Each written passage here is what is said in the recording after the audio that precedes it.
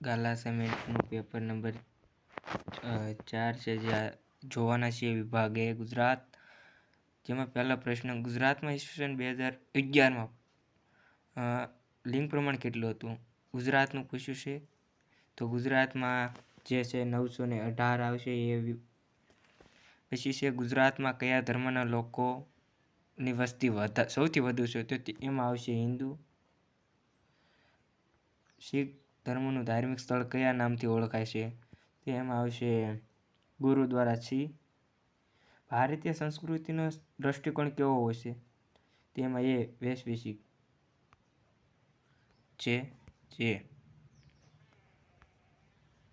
આદિવાસીઓની સંખ્યાની દ્રષ્ટિએ ભારત વિશ્વમાં કયા ક્રમે આવે છે? તો કે બી, દ્વિતીય. ભારતમાં 2011માં સૌથી વધુ અનુસૂચિત જનજાતિનું પ્રમાણ કયા રાજ્યમાં છે? તો પંજાબ. સી, પંજાબ જે આવશે.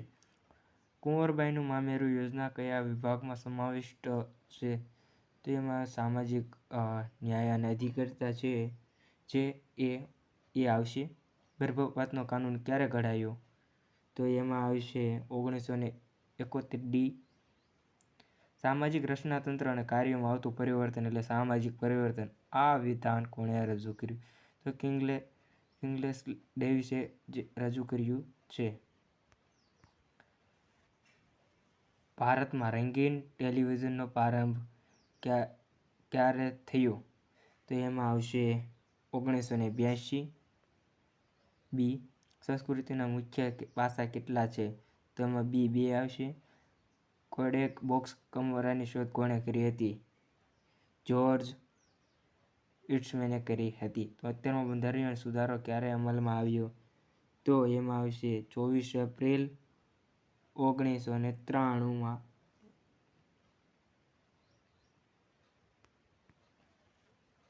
પછી છે નર્મદા વિરોધી આંદોલન કયા પ્રકારનું આંદોલન કહેવાય? તો એમાં સી, પ્રતિરોધાત્મક સામાજિક આંદોલન કહેવાય. પંચાયતી રાજની સંરચના શીર્ષ સ્તર કયું છે? તો એમાં પંચાયતી સમિતિ છે, તાલુકા સમિતિ, પંચાયત. સી, ગ્રામ પંચાયત. ડી, જિલ્લા પંચાયત. તો એમાં આવશે ડી, જિલ્લા પંચાયત છે જે આવશે. બ્રહ્મોસ સમાજની સ્થાપના કોણે કરી? તો એમાં રાજા રામમોહન રાય છે, જે એણે કરી છે.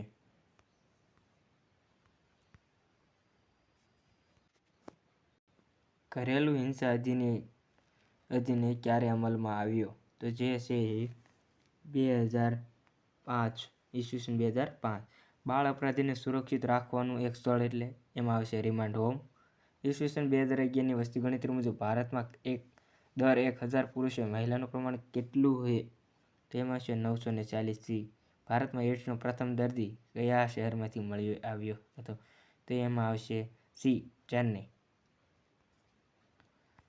વિભાગ બી, સંસ્કૃતિ એટલે શું? સંસ્કૃતિ એટલે કોઈ એક પ્રજાની લાક્ષણિક જીવન રીત. ભારતીય સંસ્કૃતિ એટલે માનવતા, સહિષ્ણુતા, વિશાળતા, એકતા અને બિનસાંપ્રદાયિકતાના લક્ષણ ધરાવતી સંસ્કૃતિ. પછી છે માનવ વસ્તી કોને કહેવાય? માનવ સમાજમાં વ્યક્તિઓની સંખ્યા એટલે કે જનસંખ્યાને માનવ વસ્તી કહેવાય. બંધારણમાં કયા સમૂહને વિશિષ્ટ લાભો આપવામાં આવ્યા? તો એમાં અનુસૂચિત જાતિઓ, અનુસૂચિત જનજાતિઓ અને અન્ય પછાત વર્ગોને લાભ આપવામાં આવ્યા. સશક્તિકરણ શબ્દનો ઉદ્ભવ ક્યારે થયો? 1970ના દાયકામાં લેટિન અમેરિકામાં શિક્ષણ અંગેની ચર્ચામાં થયો હતો. તો એમાં આવશે 1970ના દાયકામાં. પછી છે ભારતમાં મોબાઈલ સેવાનો પ્રારંભ ક્યારે થયો? તો એમાં આવશે 15 ઓગસ્ટ 1995 આવશે. પછી છે